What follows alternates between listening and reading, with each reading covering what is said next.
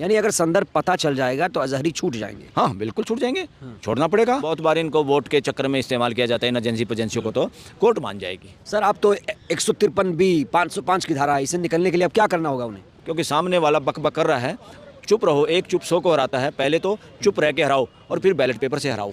Hello दोस्तों, आदाब, कैसे हैं आप सभी? उम्मीद करता हूं आप सब बहुत खैरियत से होंगे, अच्छे से होंगे। आज हम एक बड़े मुद्दे पर बात करने वाले हैं। सलमान अजहरी जो मौलाना हैं, उनको गुजरात ATS ने मुंबई से गिरफ़्तार किया है और ज़मानत के लिए लगातार वो कोशिशें कर रहे हैं। उन पर जो धाराएं लगाई गई हैं 153B और 505 की धाराएं, नफ़रत फैलाने का उन पर इल्ज़ाम है। कहा जा रहा है हेट स्पीच दी है। इसी मामले को समझते हैं सुप्रीम कोर्ट के senior advocate Balraj Malik sir से। बलराज सर, ये जो मौलाना सलमान अजहरी साहब का वाक़या आया है और कई सारे मुसलमान उनके लिए एकदम समर्थन में आ गए हैं। कई मुसलमान सड़कों पर आ गए। कहा गया कि ये सरकार ने गलत तरीके से फंसाया है, गुजरात सरकार ने ये कार्रवाई की है, मौलाना बेकसूर हैं। क्या कहेंगे सर? वो इसलिए कह रहे हैं ना लोग कि कई जो इवन BJP के लीडर हैं, कुछ चिन्हित हुए हैं, कुछ बजरंग दल या दूसरे लोग भी लगातार इस तरह की भाषा का यूज़ कर रहे हैं, उन पे कोई कार्रवाई नहीं हो रही। इसीलिए लोग क्या होते हैं, ग्रुप में बट जाते हैं और लोग फिर समर्थन करते हैं किसी अपने नज़दीक समझने वाले व्यक्ति की उस भाषा में चाहते कोई जवाब दे और फिर उस भाषा को वो ठीक मानने लग जाते हैं। दोनों तरफ से ये बेवकूफ़ियाँ हैं। हो सकता है अजहरी ने कोई इजराइल को संदर्भ में बना के ये बात कही हो, मगर लोगों को ये लगना चाहिए, पूरे देश के लोगों को, पूरी दुनिया के लोगों को, इजराइल में भी लोग युद्ध नहीं चाह रहे। मेजॉरिटी कभी भी मेजॉरिटी कभी होता ही नहीं लड़ाई के पक्ष में। कई बार हम खुद देखते हैं, घर में बुजुर्ग हमें समझाते रहते हैं भाई लड़ना नहीं, फिर भी हम युवा या कम उम्र के लोग लड़ाई में शामिल हो जाते हैं। होता है कि नहीं? घरों में भी होता है, समाज में भी होता है। इसलिए पूरे इजराइल को दोषी ठहराना, पूरी मानव जाति को दोषी ठहराना, यहीं पे गलती हो रही है। पूरी मानव जाति को इससे आगे बढ़ने की ज़रूरत है। हमें वो लोग ढूंढने चाहिए जो इन चीज़ों के विरोध में खड़े हैं। सर थोड़ा क्लियर करिए, कहना क्या चाह रहे हैं? मैं ये कहना चाह रहा हूँ कि हमें कोई ऐसी भाषा पूरे देश के या लोगों के कॉमन संदर्भ में यूज नहीं करनी चाहिए। या तो हम कोई भाषा यूज भी करें कड़वी, अगर तैस में आ गए, हमने लूज टेम्पर भी कर दिया या कोई बदले की भावना दिमाग में आ भी गई वो टेम्परेरी फेज़ में, तो हमें पर्टिकुलर आदमी को कहना चाहिए नाम लेके, फिर उससे डरना भी नहीं चाहिए। अच्छा, कॉमन बात कोई ऐसी कहें कि लोग उसका संदर्भ निकालते रहें और कोई कानून के मशीनरी उसका मिसयूज करे और आपको मुकदमों में फंसाए। इसलिए आपको अजहरी जी को भी अपना ये क्लियर करना चाहिए कि मेरा संदर्भ क्या था। और मेरी अगर रिक्वेस्ट ये भी है खुद एज एन एडवोकेट, ठीक है सर, एक मानवतावादी मानव, वो ये है कि हमें कोई पूरी मानव जाति अच्छे लोगों से भरी हुई है। मानव जाति कभी भी मानव जाति शिकार हो रही है तानाशाहों के। वो तानाशाह आज के दिन जो तानाशाह हैं वो हैं डेमोक्रेटिक तरीके से आके जुगाड़ करके, वो मानसिकता तानाशाही वाली है। वो तानाशाह इंडिया में भी हो सकता है, वो तानाशाह इजराइल में भी हो सकता है, वो अमेरिका में भी हो सकता है, वो पाकिस्तान में भी हो सकता है। सर, वो लोग मिसयूज करते हैं, लोगों की भावनाओं की कदर नहीं करते और जब वहाँ झगड़े फसाद होते हैं, समाज एक दूसरे का दुश्मन बन जाता है और लगता है इसने किया उसने किया। बहुत बार ऐसे होता है।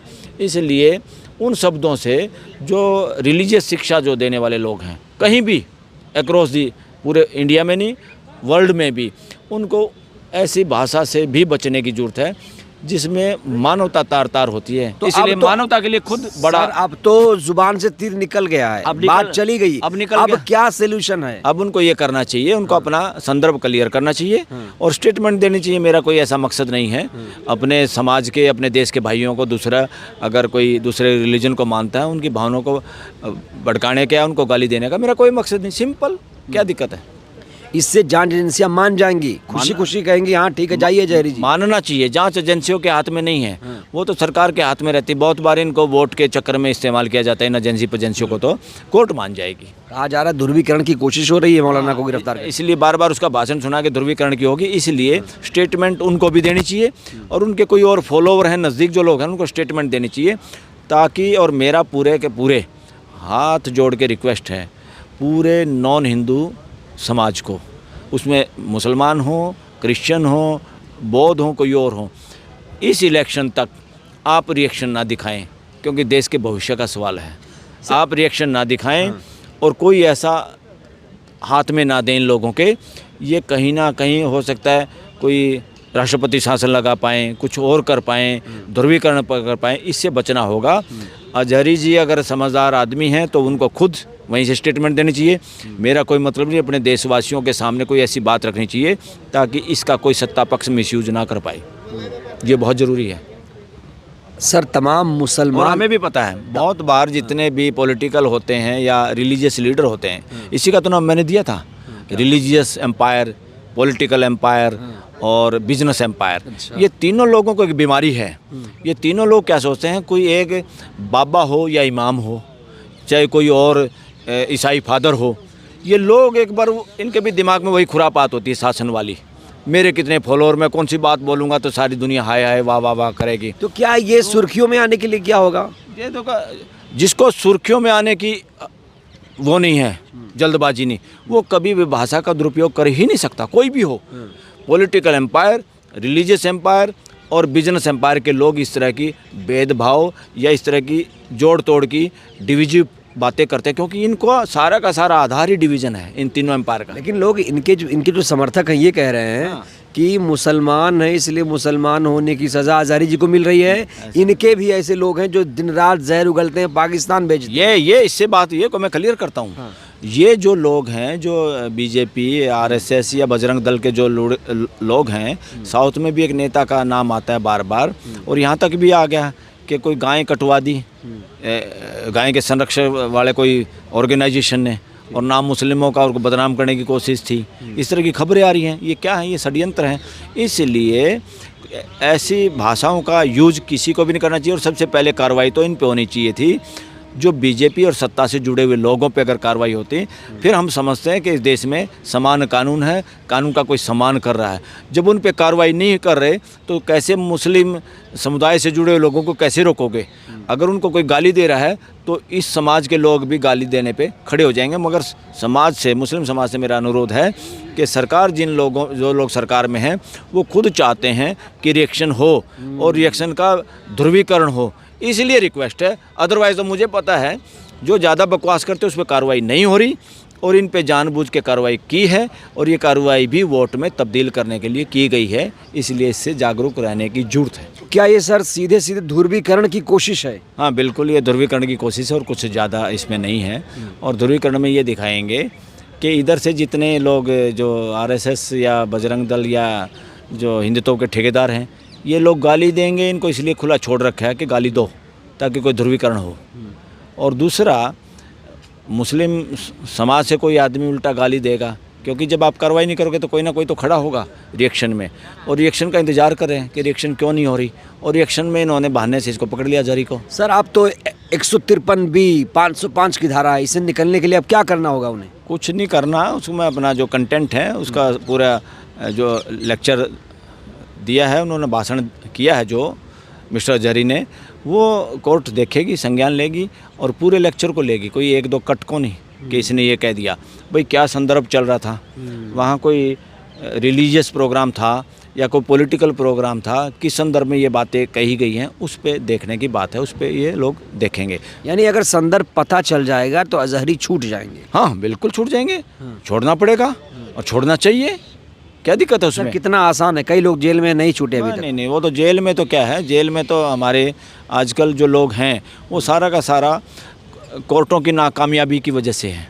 नहीं तो देश के लोगों के लिए जेल सुधार गृह हैं, जेल में सड़ाने के लिए नहीं है। प्री ट्रायल जेल में रखने का जो जुगाड़ हो रहा है आजकल, जो बार बार लोगों को, इस तरह के लोगों को जेल में रखा जाता है, कुछ ऐसे पत्रकारों को रखा जाता है जो सरकार के किसी गलत बात का विरोध करते हैं, उनको विरोधी समझ के, अपना दुश्मन समझ के जो कार्रवाई होती है, ये कार्रवाई दुर्दांत कार्रवाई है। अंग्रेज़ों के समय भी ऐसा नहीं हुआ। इससे तानाशाही नज़र आती है, इससे बाज आना चाहिए सरकार को, और कोर्टों को लोगों के फंडामेंटल राइट को ध्यान में रखे इमीडिएट लोगों को बेल देनी चाहिए।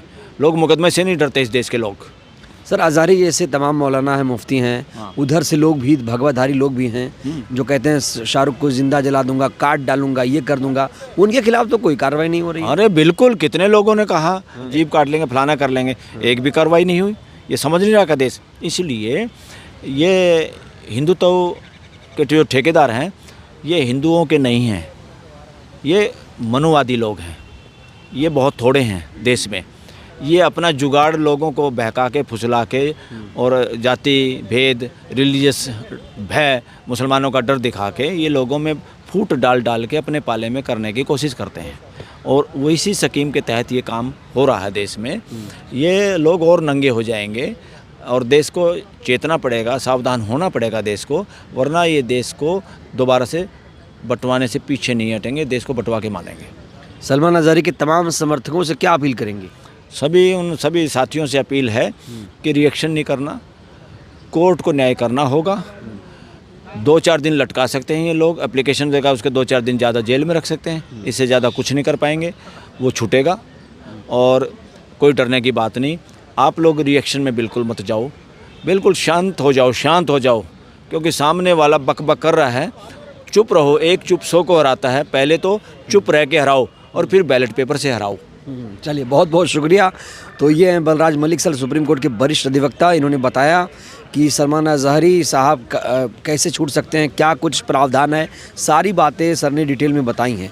आप लोग सर की बातों से कितना इत्तेफाक रखते हैं, अपनी प्रतिक्रिया ज़रूर दीजिए। वीडियो को ज़्यादा से ज़्यादा शेयर करिए, लाइक करिए, चैनल को सब्सक्राइब करिए, वीडियो को जन जन तक पहुँचाइए जिससे देश की जनता जागरूक हो। बहुत बहुत शुक्रिया।